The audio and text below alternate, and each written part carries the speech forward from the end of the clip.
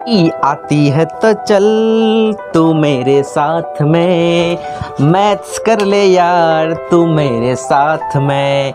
তো আজকে আমরা চলে এসেছি লম্ব বৃত্তাকার চোঙের লেকচার নাম্বার 7-এ। আমরা কি শিখব আজকে? আজকে ফাঁপা চোঙের সম্বন্ধে সম্পূর্ণ ধারণা দেব তোমাদের। ফাঁপা চোঙের বক্রতলের ক্ষেত্রফল, ফাঁপা চোঙের সমগ্রতলের ক্ষেত্রফল এবং ফাঁপা চোঙের আয়তন, কিভাবে সূত্রগুলো আসছে প্রত্যেকটা সূত্র মুখস্থ করে দিলাম। কিন্তু মুখস্থ করে কি মনের ভেতর থেকে শান্তি পাওয়া যাবে? যতক্ষণ না মন দিয়ে না শিখি। ম্যাথস হচ্ছে ভেতর থেকে শেখার, একটা উপলব্ধি করার, নাকি মুখস্থ করে রোটে রোটে চলে যাবো এক্সাম হলে।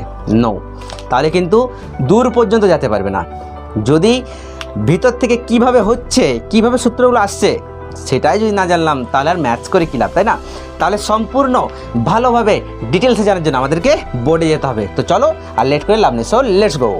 তো আমরা প্রথমে শিখবো যে ফাঁপা চোঙের বক্রতলের ক্ষেত্রফল কি হয়। তো দেখো, সাপোজ এটা হচ্ছে একটা ফাঁপা চোঙ, আর ভাবতে পারি আমাদের কাছে একটা ড্রাম আছে, সেই ড্রামটার একটা কি থাকবে, ভেতরের দিকটা থাকবে, একটা বাইরের দিকও থাকবে কি না? একটা ড্রাম আছে, ড্রামটার ভেতরের দিকে একটা, ড্রামটার যে দেওয়ালটা আছে সেই দেওয়ালটার ভেতরে একটা দিক, বাইরের দিকে একটা থাকবে কি না? তাহলে এখানে বক্রতল কটা? ড্রামটার বক্রতল কটা? দুটো। একটা হচ্ছে ভেতরের দিকটা, যে দিকটাতে আমরা জলটা রাখি, ড্রামের মধ্যে জলেই তো রাখা হয়, অন্য কিছু রাখা হয়। তাহলে যে দিকটাতে জল রাখি সেই জলটা দিকটা একটা দিক, আর তার বাইরের একটা দিক, দুটা বক্রতলের ক্ষেত্রফল। সেই দুটা বক্রতলের ক্ষেত্রফল একসঙ্গে যোগ করে দিলে আমরা কী পাবো? সেই ড্রামটার বক্রতলের ক্ষেত্রফল পাবো। আর ড্রামটা কী বটে? ফাঁপা চোঙের মতনই একটা উদাহরণ বটে। তো সেই রকম এইটা হচ্ছে একটা ফাঁপা চোঙ। এই জায়গাটা কী আছে? পুরু আছে, এই জায়গাটা কিন্তু পুরু। এটা এবার তুমি লোহার ভাবতে পারো, প্লাস্টিকের ভাবতে পারো, যে কোনো কিছুর ভাবতে পারো, ফাইবার ভাবতে পারো, কোনো অসুবিধা নেই। তাহলে এটা হচ্ছে একটা ফাঁপা চোঙ। তাহলে ফাঁপা চোঙটা যদি আমরা এখানে কেন্দ্রটা ধরি, এটা কেন্দ্র, তাহলে এইটার দুটা ব্যাসার্ধ আছে। কেন্দ্র থেকে এই যে বাইরের দেওয়ালটা এত পর্যন্ত, সেটা হচ্ছে একটা ব্যাসার্ধ, এইটাকে আমরা ধরে নিলাম R2। আর এইখান থেকে ভেতরের দেওয়ালটা কি বলছি, একটা ড্রামের গোল অংশটা, যেটা বৃত্তাকার অংশটা উপরের, সেখানে যে কেন্দ্রটা মাঝটা, সেখান থেকে ভেতরের দেওয়ালটা পর্যন্ত সেটা হচ্ছে অন্তঃব্যাসার্ধ R2 ধরে নিচ্ছি। আর কেন্দ্র থেকে বাইরের যে ব্যাসার্ধ সেটা হচ্ছে বহিঃ ব্যাসার্ধ, সেটাকে R1 ধরে নিচ্ছি। তার মানে এইটা হচ্ছে R1, আর এই যে এটা ছোটোটা সেটা হচ্ছে R2। ছোট যে ব্যাসার্ধটা সেটাকে আমরা ধরলাম R2, বড় যে ব্যাসার্ধটা সেটাকে ধরলাম R1। তাহলে আর উচ্চতা তো সেম থাকবে। এই কেন্দ্র থেকে এই কেন্দ্রের দূরত্ব, এটা কত হবে? উচ্চতা, এটা হচ্ছে H ধরলাম, এটা উচ্চতা H। তাহলে বক্রতলের ক্ষেত্রফল, ভেতর দিকটার ক্ষেত্রফল কত হবে? আমরা তো বক্রতলের ক্ষেত্রফল সূত্র জানি, 2 পাই RH জানি তো। তাহলে ভেতর দিকটা যে তলটা সেটা তো চোঙের আকারে হচ্ছে, তাহলে ভেতর দিকটার ক্ষেত্রফল কত হবে? 2 পাই, ভেতর দিকটার ক্ষেত্রফল কত? R2, এই যে 2πR2H।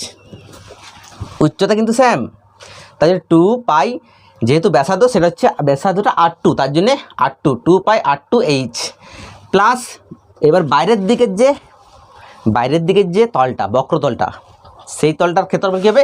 2 পাই, আর বাইরের দিকের ব্যাসার্ধ কত? R1, তার জন্যে 2πR1H।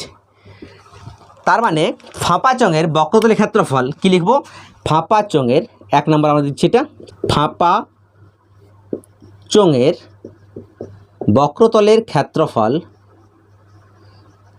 হয়ে গেল 2 পাই, এই যে R1, 2πR1H প্লাস 2πR2H, কি কমন যাবে?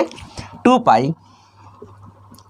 ব্র্যাকেটে R1 প্লাস R2, আর এই যে এইচটা দিয়ে লিখে দিচ্ছি। তার মানে ফাঁপা চোঙের বক্রতলের ক্ষেত্রফল হলো 2 pi into R1 plus R2 into H। এত বর্গ একক, যেহেতু ক্ষেত্রফল তার জন্য বর্গ একক হয়ে গেল। তাহলে এটা হচ্ছে ফাঁপা চোঙের বক্রতলের ক্ষেত্রফল, বুঝতে পেরেছো? এবার ফাঁপা চোঙের সমগ্রতলের ক্ষেত্রফল কী হয় সেটা আলোচনা করব। এইবার আলোচনা করব ফাঁপা চোঙের সমগ্র তলের ক্ষেত্রফল। ফাঁপা চোঙের সমগ্র তল মানে কি, কতগুলা তল আছে, যতগুলা তল আছে সব তলের ক্ষেত্রফল বের করে নিয়ে একসঙ্গে যোগ করে দেবো, সেটা হচ্ছে ফাঁপা চোঙের সমগ্র তলের ক্ষেত্রফল। তাহলে হেডিংটা দেওয়া যাক 2 নম্বর, সমগ্র তলের ক্ষেত্রফল।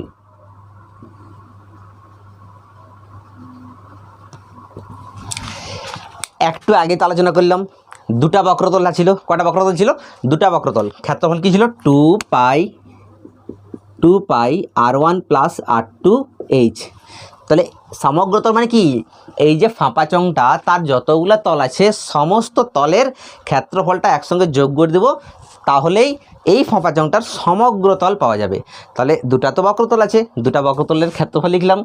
এবার কি আছে, উপরের একটা তল, উপরে কোন তলটা, উপরে কোন তলটা, উপরে কিন্তু এই যে তলটা, শুধুমাত্র এই তলটা ক্ষেত্রফল, এই যে দাগ দেওয়া আছে না সেই তলটা ক্ষেত্রফল, কারণ এই জায়গাটা তো ফাঁকা আছে, তার তো ক্ষেত্রফল নেই। তাহলে আমরা এই ক্ষেত্রফলটা কী করে বের করব, এই যে যেটা দাগ দেওয়া আছে, দাগ দেওয়া অংশটা, সেই অংশটার ক্ষেত্রফল আমরা কী করে বের করব, কী করে বের করবো বলো তো। প্রথমে পুরোটার ক্ষেত্রফল কত হবে, প্লাস পাই, পুরোটার ক্ষেত্রফল কত, পুরোটা পাই, আর বাইরের ব্যাসার্ধ, পুরোটা মানে কি বাইরের ব্যাসার্ধ পর্যন্ত, বাইরেটা পর্যন্ত না, তার বাইরেটা ক্ষেত্রফল কত r1, তাহলে পাই r1 স্কোয়ার, কারণ এটা তো বৃত্ত, পুরোটার ক্ষেত্রফল, পুরোটা হয়ে গেল পাই r1 স্কোয়ার। সেখান থেকে এই যে মাঝের যে ফাঁকা অংশটা সেটা বাদ দিয়ে দাও, পুরোটা সেখান থেকে মাঝেরটা বাদ দিয়ে দাও, তাহলে থাকবে কি না দাগ দেওয়া অংশটা, মাঝের যে জায়গাটা সেটা তো কী বটে একটা, মাঝের যে অংশটা সেটা ঠিক কেমন হবে, এইরকম অংশটা আছে, এই কেন্দ্র থেকে বাইরের পর্যন্ত সেটা হচ্ছে r2, আর এইখান থেকে ভেতরেরটা সেটা হচ্ছে সরি এটা হচ্ছে r1 আর এটা হচ্ছে r2, তাহলে পুরোটার ক্ষেত্রফল কত পাই r1 স্কোয়ার। সেখান থেকে এই যে ভেতরের যে অংশটা সেটা বাদ দিয়ে দাও, তার মানে কী হবে পাই r2 স্কোয়ার। যদি এটা বাদ দিই তাহলে পড়ে থাকছে না, এটা এই অংশটা মাইনাস করে দেবো, তার মানে পাই r1 square minus pi r2 square. ঠিক আছে, উপরের দিকটা এলো সেমভাবে, নিচের দিকটা তো সেম কেস হবে, তারপর নিচেরটার ক্ষেত্রফল কত হচ্ছে, পুরোটা পাই r1 স্কোয়ার, পুরোটা পাই r1 স্কোয়ার, সেখান থেকে পাই r2 স্কোয়ার বিয়োগ, বুঝে গেছে, পুরোটার ক্ষেত্রফল পাই r1 স্কোয়ার, সেখান থেকে এই যে মাঝের যে অংশটা, মাঝের মানে এই অংশটা পাই r2 স্কোয়ার সেটা বাদ, তাহলে আমাদের কী পড়েছে শুধুমাত্র এই অংশটা, তার মানে শুধুমাত্র এইখানে দাগ দেওয়া অংশটা আর এইখানে এই যে ফাঁকা অংশটা। ঠিক আছে, তার মানে কী হচ্ছে 2 পাই r1 প্লাস r2h, আর এইখানে দেখো পাই r1 স্কোয়ার পাই r স্কোয়ার দুটো আছে যোগ হচ্ছে, তারপরে 2 পাই r1 স্কোয়ার পাই r2 স্কোয়ার পাই r2 স্কোয়ার দুজনের সামনেই মাইনাস, তার জন্য কী হবে প্লাস, মাইনাস হচ্ছে প্লাস মানে যোগ করবো, পাই r2 স্কোয়ার পাই r2 স্কোয়ার, তার মানে কথা হচ্ছে 2 পাই r2 স্কোয়ার। তার মানে সূত্র ঠিক মনে রাখবো কীভাবে, 2 পাই এটা, আর দেখো দুটা থেকেই 2 পাই কমন যাচ্ছে, 2 পাই কমন গেলে কী দেখছে r1 square minus r2 square, একটুকু সূত্রটা মনে রাখতে হবে। ঠিক আছে, এটা হচ্ছে ফাঁপা চোঙের সমগ্র তলের ক্ষেত্রফলের সূত্র। এবার আমরা দেখব যে ফাঁপা চোঙের আয়তনের সূত্র কি হয়, ফাঁপা চোঙের আয়তনের সূত্র কি হয়। এবার কি দেখব, ফাঁপা চোঙের আয়তনের সূত্র।